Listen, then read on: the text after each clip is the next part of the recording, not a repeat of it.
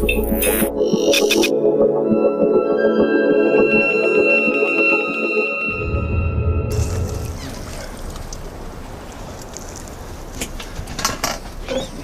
you're close to the money, you know, like an oyster farmer, I eat 100 oysters every week. How many people eat 100 oysters a week? Well, I eat them because they're there. If you're in the business of making money and moving money around and counting money, and it's in the units of trillions, of course you're going to make more money.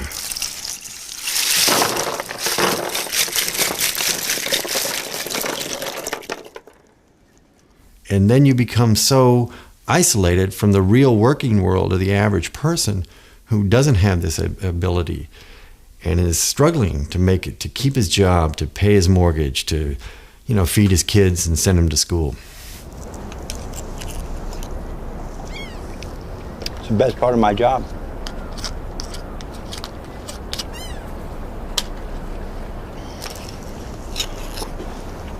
See, the white shell, no disease.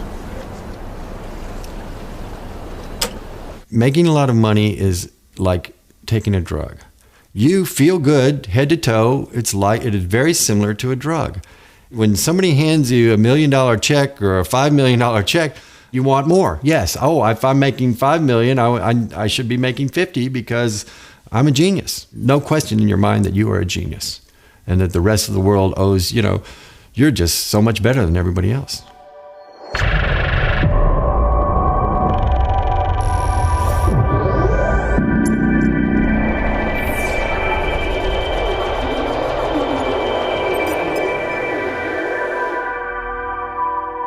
A bottle of beer is £1, but you're having a party, so you need to have 100 bottles of beer.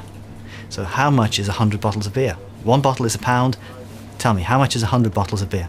100. No. Paul Wilmot, ook wel de slimste van alle Quants genoemd. Wiskundige en auteur van vele handboeken. Een kwantgoeroe die al jaren waarschuwt voor het gevaar van een door wiskundigen ingezette ineenstorting van de financiële markten. You go to a shop and you try and buy 100 bottles of beer, you may get a discount. They may say, okay, you know, for bulk. So one bottle of beer is £1. 100 bottles is not going to be £100. It might be £80. And that's an example of non-linearity. You don't just multiply the 1 by 100. Or it could be that the shop that you're buying the beer from, it's late at night, it's the only shop that's open, they know that you need 100 bottles and they say, oh, I'm sorry, we're only allowed to sell one bottle of beer. But if you give me £200, then okay, you can have 100 bottles. So it might be 80, it might be 200, but it's not going to be 100. And that's the real world. But that's not in 99.9% of finance models. A quant is somebody who uses quantitative techniques, mathematics, statistics, computer science to try to model the value of financial securities and how to structure them, how to hedge them. Emmanuel Derman, ook wel de Einstein van Wall Street genoemd, was ooit een kwantpionier die als theoretisch natuurkundige voor Goldman Sachs ging werken. Nu leidt hij nieuwe quants op aan Columbia University in New York. I moved to this field in 1985 when there really weren't a lot of them, and it was sort of a free-form business. We were all amateurs. Now you can be a professional quant, but in those days, quant was sort of a derogatory word. It was a bit like geek, sort of, which is like, slang for sort of computer nerds or computer geeks. There's a lot more respect for quants now. A decade or so ago, they were seen as these very geeky types who didn't really understand the business. Well, they are the business now. Manhattan, New York. A beautiful and powerful place where I have a tremendous history and roots, but also a city where money places a heavy hand on daily life, now more than ever.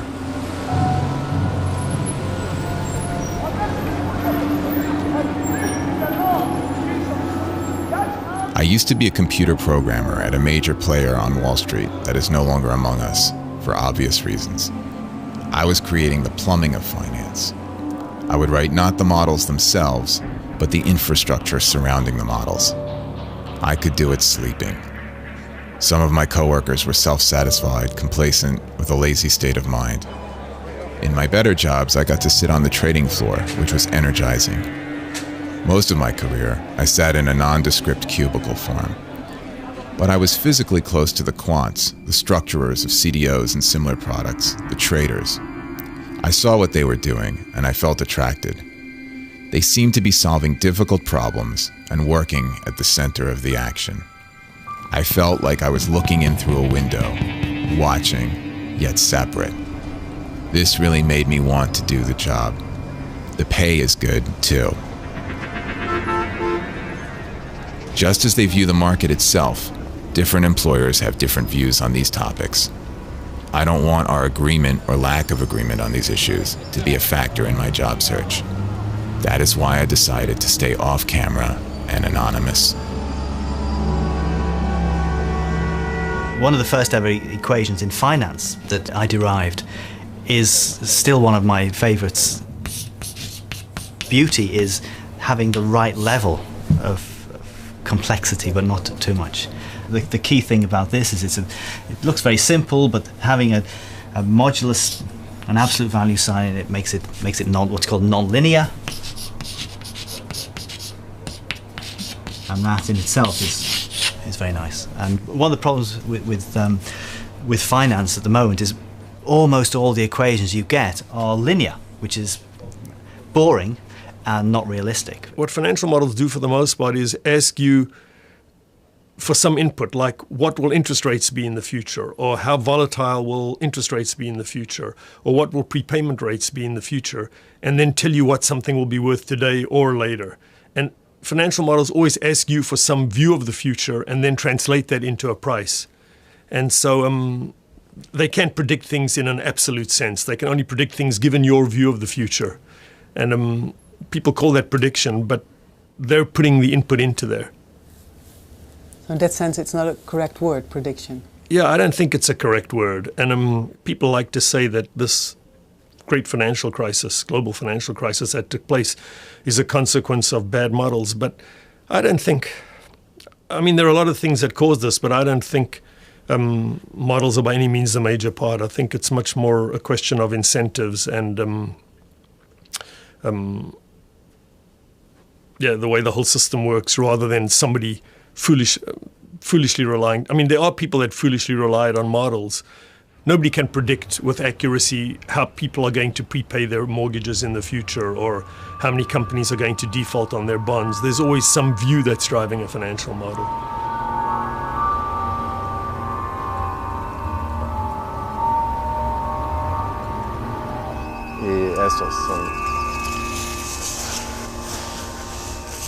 Well, my models, I wrote a piece of software that you brought in all the elements, the mortgages, what your assumptions about defaults and prepayments are.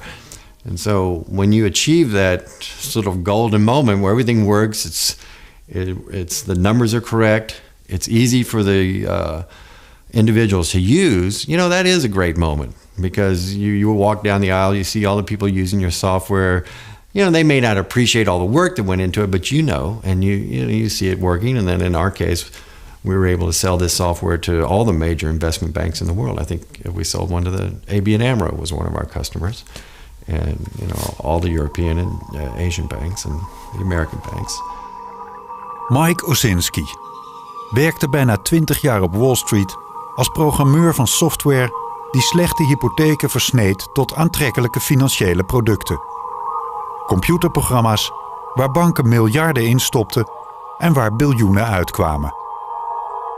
But the input into these were all what's called prime mortgages to people that had jobs. So they were secure, they were stable, people were making their mortgage payments. It then grew into this vast enterprise, and I guess maybe it started to blossom around the late years of Clinton, and that I left in 2000. After that, it just went nuts. They were issuing subprime mortgages, a lot of subprime. It was a policy of the government. Both Clinton and Bush agreed that the government should force the banks to issue more subprime mortgages, and of course the banks were totally in agreement with that because they could, on a subprime deal, they would make 100 times the profit that they would on a prime mortgage deal. So they were very eager to issue these kinds of debt. Now, whether the buyers, the end clients for these bonds, really knew what they were buying is a good question. CDOs actually are a fantastic instrument in the way that they take all these mortgages and package them up, and then you slice and dice so that you've got, each person can take as much or as little risk as you want. Fantastic idea, brilliant idea. If you're going to sell these things, you have to have a really big profit margin, because that profit margin, it may be profit margin, but it also is a margin for error. So it may have a theoretical value of this, but you've got to sell it for this, because this covers possible errors. And once people start competing with each other, the profit margin shrinks. That's what happens when there's competition. And then suddenly everybody's buying and selling CDOs, and it becomes the biggest instrument on the planet. And there's no profit margin, there's no margin for error. Combined with quants and quant tools saying, don't worry about it. And then poof.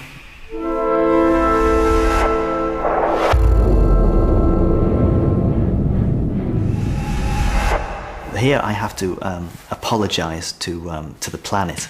I don't know, should I apologize to the planet?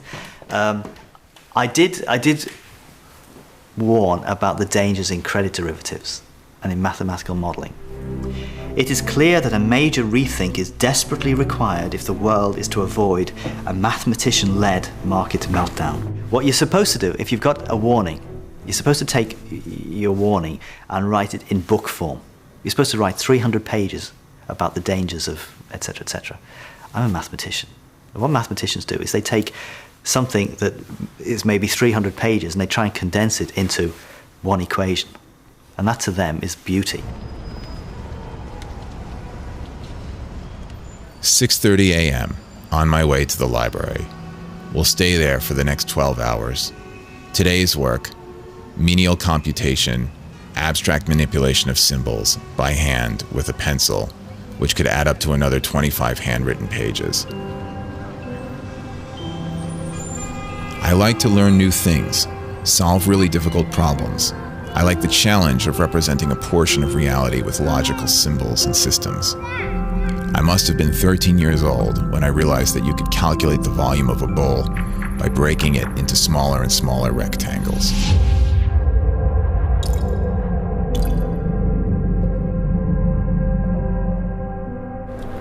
The flow of crowds.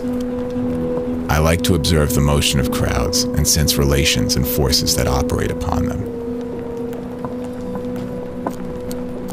Heavily trafficked public space. Crowds appear and disappear with the rhythm of the daily schedule. I have the ability to see patterns in abstract mathematical symbols.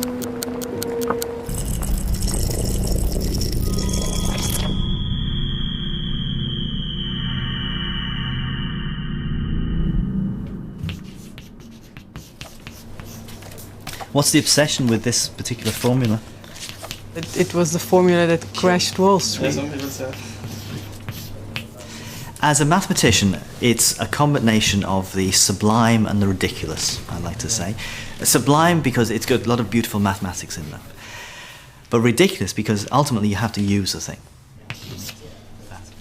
So it just relates the probabilities of defaults happening in two different things to the behavior of two companies kind of independently and then via what's called a correlation. Is it a problem that I don't understand most of what you're trying to explain me? You don't? I don't.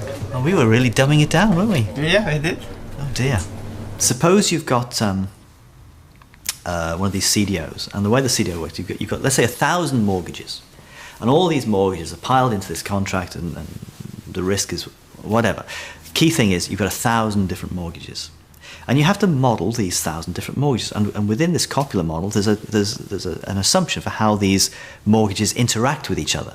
Relationship between Mrs. Jones' mortgage and Dr. Smith.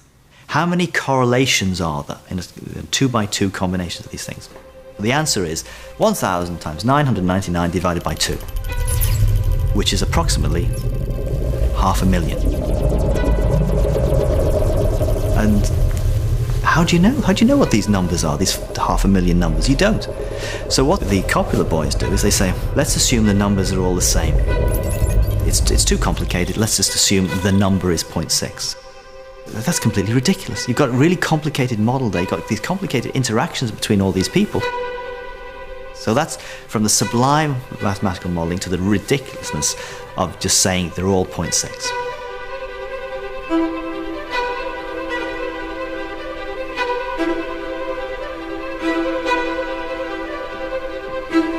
More senior people in banks don't necessarily have a clue what they're doing, because all these quants have all these multiple PhDs, and the people above are just management types. They won't understand the technical ideas that the quants know all about, and that itself can lead to problems, because if the quant says something, well, what's the manager going to do? The manager just has to believe the quant, and you'll hear stories about quants basing their models on 4 or 5 years worth of data. And you think, 4 or 5 years? That's not really representative of the economic cycles within the housing market. And what's that going to do for your mathematical models? Because anybody who's over a certain age will know that, well, actually house prices can very easily fall. There was a moment, I remember in 2007, I had a friend in the business socially making a social call, and I remember she said the Fed has got to lower interest rates or we're all screwed. And I remember thinking, I sold all my stocks and bonds, and I thought, geez, this is really going to be a lot bigger than people realize. If you look around you, there's a mortgage on every house, there's loans on every car. It's a big market, your credit cards. And if it was failing, they kept issuing debt. People didn't realize. People wanted to believe that everything was always going to go up. I think they were blinded by the amount of compensation that they were getting every year. They're clean. They're clean. Yeah. Yeah. No, don't bother. I mean, these are huge numbers. To make millions, $5 million, $10 million, that's a lifetime's worth of money you don't ever need to work again. And everybody wanted that. I could quit working. This year, I made enough money. In 1 year, I'll never have to work for the rest of my life. And that was the goal of everyone, it appeared to me. This is money, okay? And Espen's talking about making money. Every year you're making money, and then 1 year you blow up. Now, the difference between this being your money and it being a hedge fund is if this is your money, fantastic, you're making money, you're down here, you're bankrupt. If it is somebody else's money, if it's a hedge fund that does this, every year they're taking a percentage. They're taking some of that as profit, as their bonus, effectively. So they make some of that, they make some more, they make some more. All of this money they're putting into their own bank account. And then, when they lose money, that's their client's money that's lost. It's not their money. So you can see why it's very easy for people to abuse this kind of thing. I think it's fantastic that people who take risk should be compensated for taking risk. But only if they are actually taking risk themselves. Taking risk with other people's money, you should not get compensated for. I'm sorry, I don't know where that fits into economic theory, but taking risk with other people's money does not get rewarded. Sadly, though, it does in this business. Good. That's enough for now. What about the white one? There was a moment when I questioned why I was ever involved in Wall Street. Get the ice. I need it right now. On the double. Ice. That's something I thought that people would be more judicious and more conservative in their lending. And I was involved in it, and I thought, well, wait a second, these guys are out of control totally. The piece of software per se, that's a sort of inanimate object. Yes, people used it, but, if people had used it and put good mortgages into it, it never would have caused a problem at all.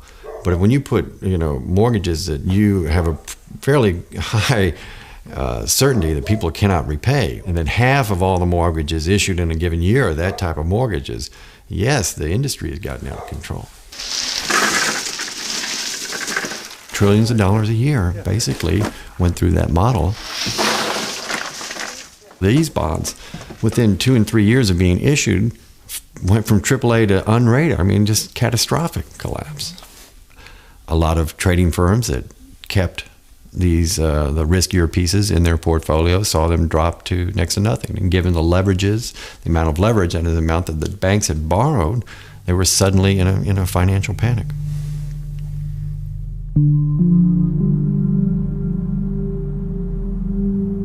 Saturday after midnight, still studying. I know long hours will not stop when I enter a future job as a quant.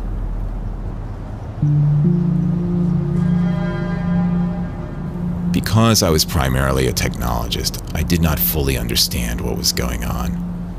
I think part of my motivation post-crash for becoming a quant is to gain that understanding, having been through the personal experience of seeing the destruction of my firm. Looked again at my resume that I put out there.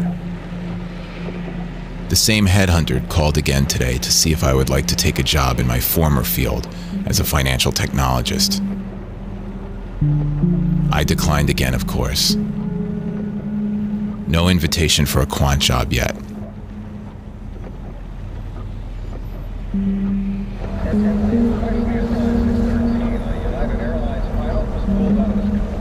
People that are in the business right now probably refuse to talk to the public. If they were to talk to the press, they would be fired. So only a limited few people in the business have the option of talking to the press.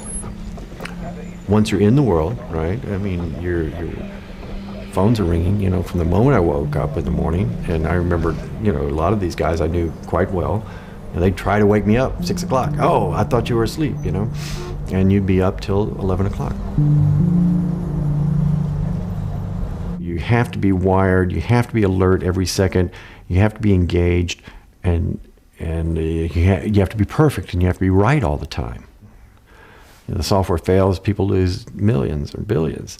It can't happen. You can't be wrong. You have to be perfect. It's a lot of stress. My wife was in the business with me. We both would wake up in the morning and describe similar nightmares. Phones were ringing and we couldn't answer them. And then we sort of grew out of that, and we both realized that we didn't know what day of the week it was. That's Lehman Brothers. It's the new Barclays. Barclays was Lehman. Was Lehman. Went under. In London, the FTSE up 1.2%. So is the CAC in Paris. Hey, Joel. Oysters.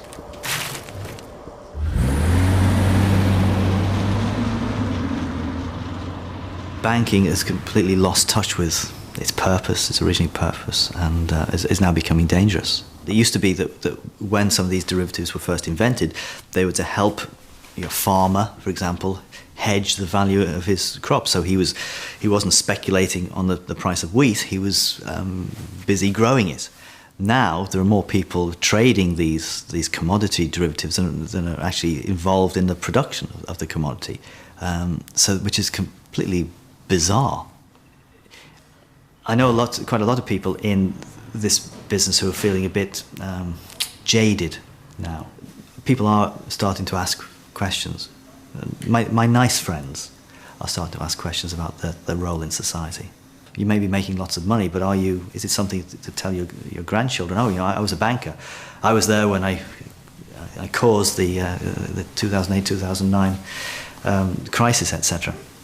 What are they actually doing with their lives, or just moving this money around? This isn't necessarily such a business to be proud of.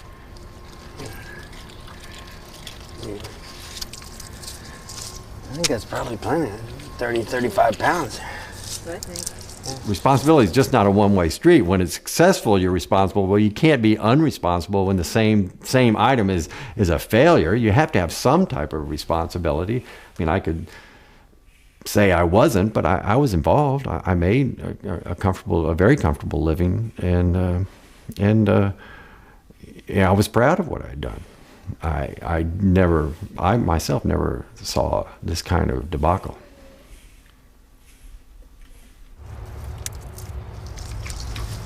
pretty big muscles, you see. They're a little wilder. This is a, you know, they're yellow on the inside too. Different color. A chef in the city loves this wild taste, you know.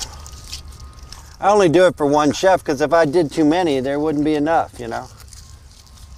The model is Hippocratic Oath. I will remember that I didn't make the world and it doesn't satisfy my equations. Now that's obviously, that's about having a mature appreciation that whatever you do, that the models are never going to be perfect. I will never sacrifice reality for elegance without explaining why I have done so. So it's a competition between the real world and the elegant world of mathematics, and sometimes the real world is just dirty.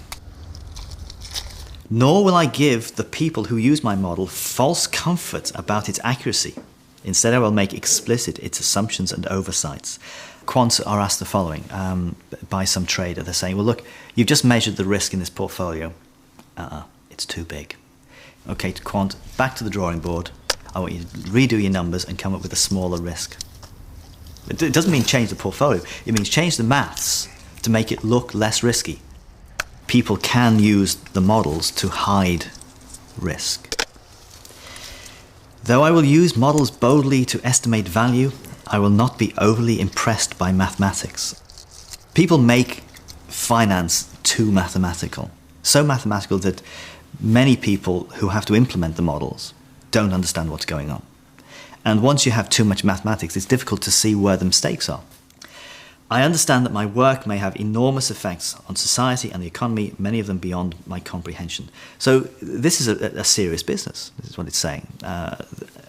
The quantitative finance banking has become so enormous, it's outstripped all other businesses. And really it should just be a service for these other businesses rather than everybody is now working to essentially service the banks, is what it feels like. It's completely changed the nature of the world, all this banking. There we go. So there's a nice little picture in the book of me and Emmanuel Derman with our Karl Marx beards on, because obviously the inspiration was a kind of communist manifesto. You combine the Communist Manifesto with the Hippocratic Oath, and this is what you've got. When I first came to the field, I was sort of optimistic about using quantitative methods on the financial markets, and I don't think they're useless, but I'm trying to think how to say it. I don't think you can use quantitative methods to explain markets either. People like Bohr or Einstein or Schrödinger or Feynman discovered things that seem to be God's truth almost, even if they're not 100% accurate. And I don't think that's possible in finance. I sort of think it's an illusion. It's the world, the financial world and the world of people is changing the whole time. History doesn't repeat itself, whereas in physics, history repeats itself all the time. You can do the same experiment over and over again. So I don't know, somewhere after 5 or 6 years in the field, I began to realize that it wasn't the same thing as doing physics. In physics, if you wake up in the morning and think of an equation or think of some theory, you actually have a small hope in hell that you might actually be right. But in finance, if you write down some set of assumptions and you look at yourself honestly, it may be useful, but you know it's not going to be right in some absolute sense. Because you're dealing with people, and people don't work that way.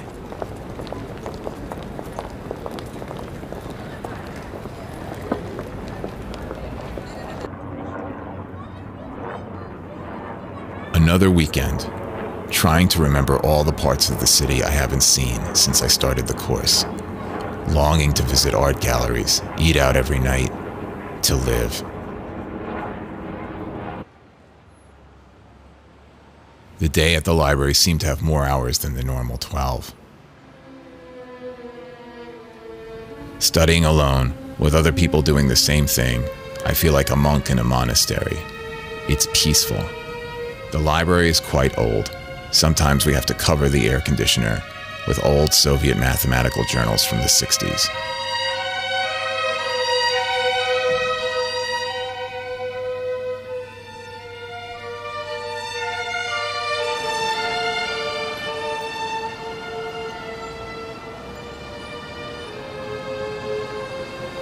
Once I dreamt of doing pure science, working on rocket ships, working at a small startup company. There has to be a way to be creative as a quant too, like designing new financial products and the math to price them.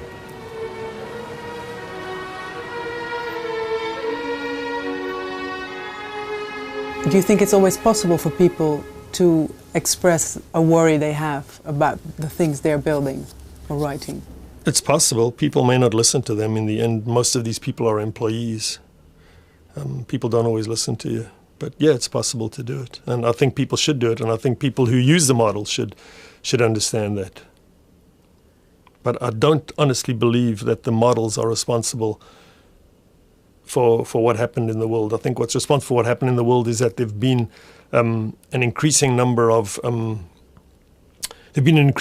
crises since 1990, financial crises in the world since 1994, and every time people are used to constant growth and acceleration, and every time it slowed down, the government stepped in and tried to stimulate it again by lowering interest rates, just like they're doing now. And so you get these sort of a rise and a collapse, and then people don't like the collapse, so they lend money cheaply and force a rise again. And each time the oscillations get bigger and bigger, and they're doing exactly the same. I have no idea what's the right thing to do, but they're doing exactly the same thing now, which is trying to stimulate the economy every time it looks like it stops growing fast.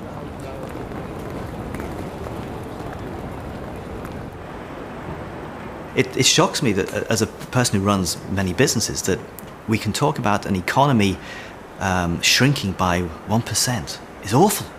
Growing by 1% is fantastic. There's a difference of 2%. How can that difference of 2% have such a big impact on the world around us? 1% plus or minus in my businesses, I won't notice. The economists, they think that they're scientists. So they come up with these, what they call laws. They're not laws. Laws of gravity, that's a law. Anything that Isaac Newton comes up with is a law. But when an economist comes up, it's just a framework, an idea. It may work, it may not. Sometimes that's not a law. But they think they're laws. And so they build up this whole edifice of theory based upon this very shaky foundations. And they get all sorts of nonsense coming out of it.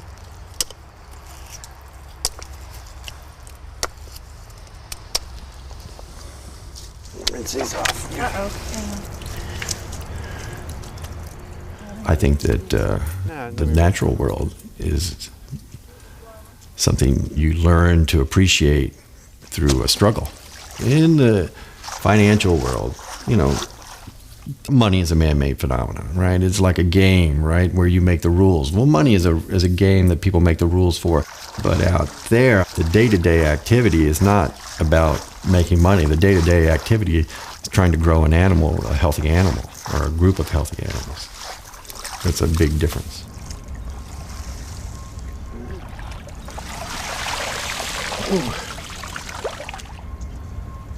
That is beautiful, believe it or not. That is beautiful. The beautiful thing about this is it says that in the risk-neutral, now I've got to keep emphasizing, this is the risk-neutral version, where mu equals r. If it was the real world, if this was the real version, it would have some d mu dt's in it. Now let's do some manipulations. Now some of these manipulations are straightforward. 6 over z, in which case there are no z's in there at all, if you see what I mean. The d by d big T version, because we are trying to find the stochastic differential equation not for log z, so you're going to end up with mu minus a half sigma squared. Let me backtrack a wee bit here. And we have a stochastic differential equation for z, then we can also write down the stochastic differential equation for f. There was a very, very short period of time when quants were in the doghouse, so to speak. The people were saying that, banking has changed forever, quants have finished, there'll be no more of these credit instruments. And I said, hang on a second, guys, you really don't know your history, you don't know human nature. This will all blow over in a matter of months. And of course, we're back to the big bonuses. Everything goes back to as it was. If people don't complain now, then it serves them right when the next financial crisis happens. 12 hours to go before the evening classes start. I feel united with my classmates by the enormous workload. It's actually the fees that we're trying to maximize, right? Of course, we have to maximize returns. We have to do a good job in managing their money, otherwise we're going to do pretty poorly at collecting those fees. I wanted to feel challenged again and enrolled in a Quants program. It cost me $60,000 tuition, which means more debt that I now have to take on. The incentive fee structure basically means that maximizing the TWR is like maximizing fees. Think about that. That's kind of tricky. This course is a year and a half full-time. 1.5 years, no salary, expenses living in downtown Manhattan, plus paying full-time tuition. So no alcohol for me, not a drop, at least till the end of the first semester. I can't afford to lose a day to a hangover. Hardly any social life for the time being. Most of the other students are Asian or East Europeans. Math is their first language and our common language. We Americans are the minority. Maximizing the number of times that we're going to penetrate the previous high water mark, we're actually maximizing incentive fees. So you can see that this type of optimization is very hedge fund-like. Does everybody get it so far? It used to be the physicists were splitting the atom. Who's splitting the atom these days? Building bridges. Who are the people building bridges? Everybody wants to move into this field. Scientific creativity is becoming financial creativity, which is all a bit bogus.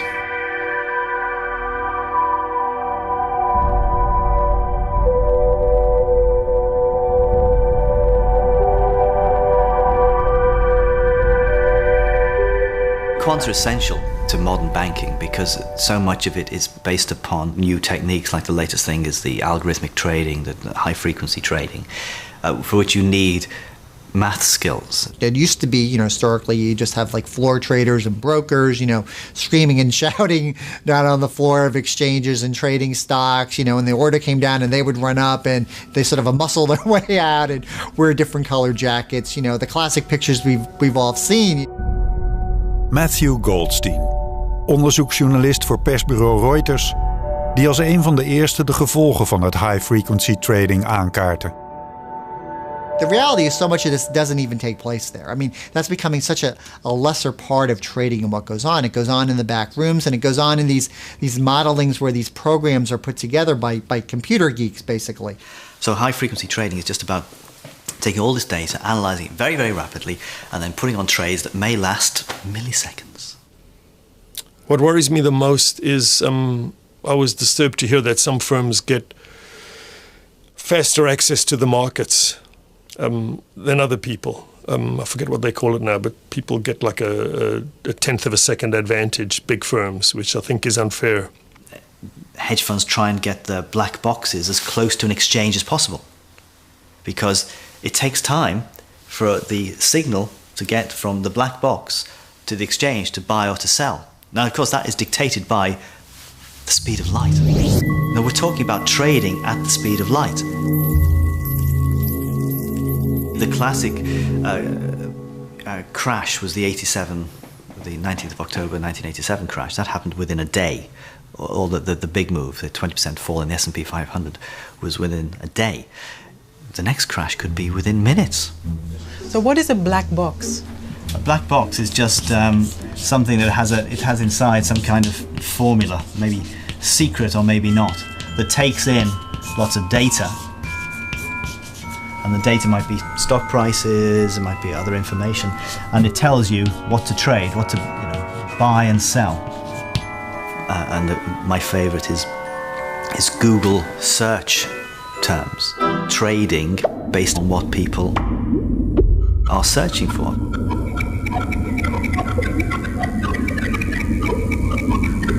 It's not a black box in the sense that, if you saw the algorithms, you could figure. Well, you and me might not be able to figure it out, but wiser minds maybe could, and computers can certainly read it. So it's a black box in the sense that it's almost hard for the human mind to get their arms or wrap themselves around to really understand what's going on.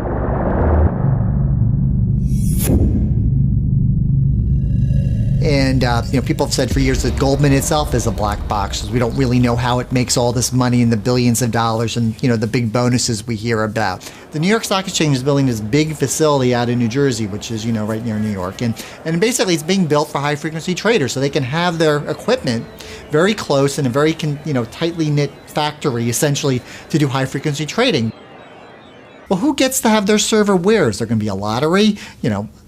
Does someone pay more to get closer? I mean, it's sort of absurd when you think about it. This is what it's come down to. The battleground is ultimately going to be who has the most resources, who can pay the best salaries, the hire the best brains. And in reality, we're talking maybe about a dozen or so really top players. And not everyone can be a customer of Goldman Sachs. Not everyone can be a customer of Morgan Stanley or, Barclays. Also, it does, the high-frequency trading means people are more concerned with the price of something and not its value. Value means what it's really worth. Price is just what people buy and sell for. And if you buy something now, sell it a second or two later, all you care about is the price you sold it for is greater than the price you bought it for. Its actual value, who cares? It sort of flies in the face of what we sort of think about what the markets are really about. The companies themselves almost don't matter, and what they do doesn't matter. It's just the fact which way their stocks move is all that matters. And what's sort of frightening about it that I've seen from the standpoint is the systemic risk that might be involved, that so much of this trading just takes automatically and just takes place so quickly that the human element gets more and more divorced from it. I mean, the human beings are obviously responsible for writing the programs, but there's no human being interstepping between these trades. And we saw this a year ago with United Airlines. There was a false bankruptcy rumor. Some wire service inadvertently had transmitted an old story about a UAL bankruptcy filing. The problem was all these news reading algorithms saw that and immediately started sell, sell, sell. In a matter of minutes, United Airlines stock is cut in half. That is clearly a case where the computers have gone wild. Banking is taking over the entire planet and is having such a major impact on the man in the street, and it really should not. Banking is supposed to be to take money from people with too much to give to people with too little who maybe want to start a business, they've got a business idea, but that's not what banking is about anymore. Banking is just about gambling on these numbers, not realizing that behind these numbers there are human beings with jobs.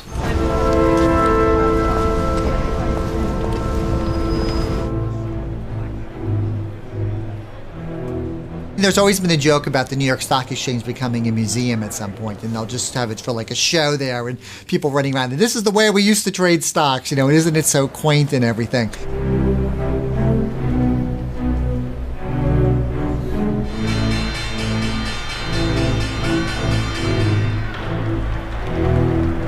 At the same time, one can argue, though, that if there's this big backlash in high-frequency trading, we may see a revival to some form of human element inside, that people may say, as flawed as human beings are, we don't want to give everything over to the machines either. Just walked past a crowded Wall Street full of Chinese tourists, asking me if this was the actual stock exchange. Wall Street as a location is not any longer what it was. Many banks moved their front offices uptown and their back offices to newer and cheaper spaces in New Jersey. Now Deutsche Bank is the only major firm left on Wall Street proper. Nearby is Goldman Sachs, with no name on the door, also about to move. There are almost no large firms headquartered in the neighborhood that was the cradle of American finance. Only the New York Stock Exchange remains. Its facade, one of the most iconic symbols of global capitalism.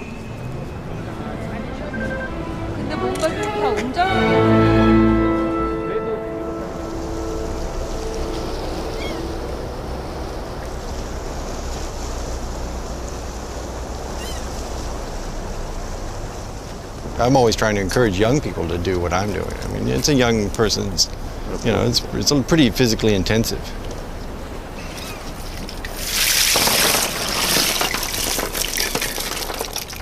They really haven't grown that much. I may not make it till Christmas here. I like a bigger. We typically sell a much bigger oyster, right? What do you find more satisfying? Well, software is a much more mental, the pleasure, the mental exertion is pretty intense. Like 1 million lines of software is a lot, and you have it all memorized, right? And there's the pleasure of like a Scrabble, doing that kind of word puzzle kind of thing. Although it's not that healthy. You sit in front of a machine, you have the terminal face effect, It's not the same as this. Oh. This is pretty... Not good. I mean, a day like today is pretty idyllic, right? You're just out in the water, a nice feeling bringing food in. So I think we sell about 150,000 oysters, which is, that's $100,000. Of course, I live off interest, So this is nice to have, I make some pocket money, et cetera, et cetera. And the overhead here is pretty small. You have to come to grips with nature. Like these oysters should be bigger. Every year, the ones that I pick in September and October are ready by November. Why they aren't, I don't know, and there's nothing you can do about it, right? Where in software, you can do something about everything.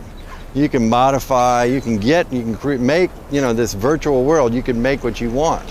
Here, you have to live constrained by, the real world.